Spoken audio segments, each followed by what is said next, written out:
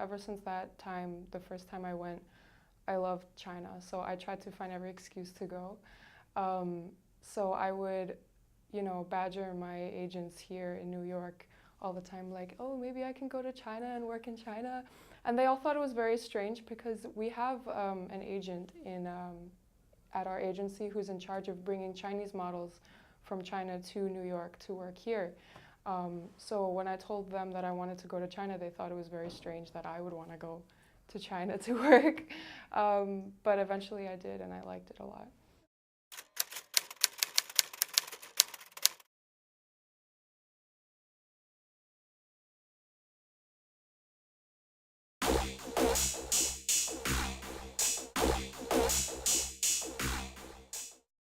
The first time I went to China for work was in Shanghai. After 2 times going to Shanghai, I went to Hangzhou. I like the atmosphere there. I went to Beijing for just a limited time, and I did a lot of work there too, but it was for magazines. It was for like fashion magazines, so the money was not as much as it would be if I had done like Taobao kind of websites. My problem in Europe and America was that the clothes were always too big for me. I'm always too skinny for the clothing. I had a lot more clients in China for that reason. And also I think the economy does play a little part. The economy was just a lot better there. So yeah, I did make a lot more money in China. My price there was between 1,100 and 1,200 renminbi for 1 hour. So in one day we could shoot, on average, I think 8 to 9 hours. At most, I think I remember shooting for 13 hours in one day. I would make like 1,000 for one day in America, but there was not as much work as there was in China.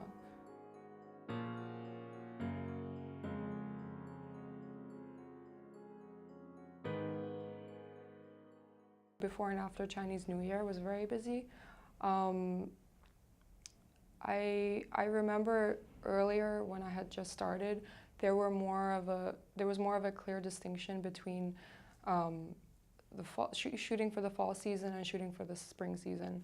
So August, July was busy for shooting winter, and maybe November, December was busy for spring clothing. But now people shoot all the time, and it was busy all year round almost. I went to a casting for a job that was some kind of face massager.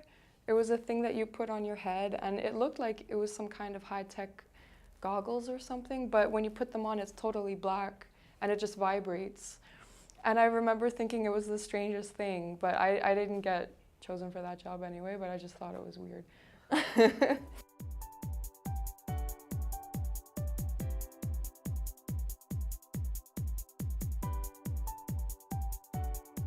I would personally buy things on Taobao. At least once a week I would buy something. And the other girls, the other models that I was staying with would also buy stuff all the time, and they would ask me to translate for them things into English. Like, oh, what is this? Can you help me buy this in a small? And blah, blah, blah. It's so convenient. You can talk directly to the sellers on Taobao, which is something that things like places like Amazon, you can't do that. I remember one time I was trying to talk to a seller on Taobao, and I think I asked her something like, oh, can I get this in a different size and a different color or something? And she told me to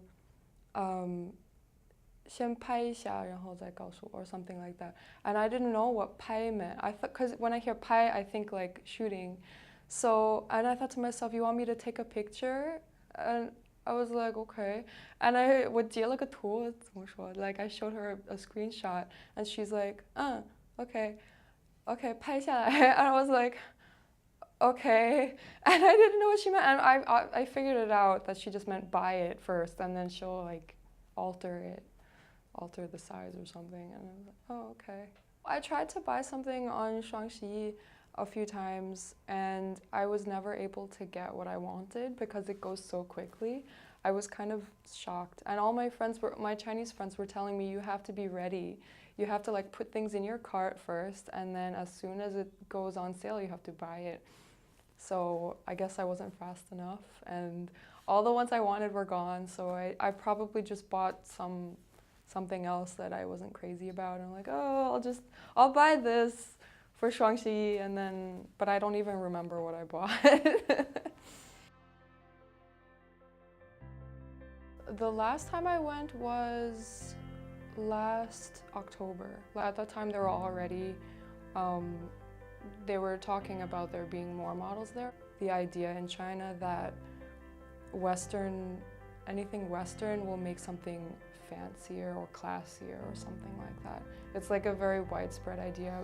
There's still that idea that Western is like very classy. So I guess certain brands that want to portray that will want to have Western models even though their customers are almost completely Chinese customers.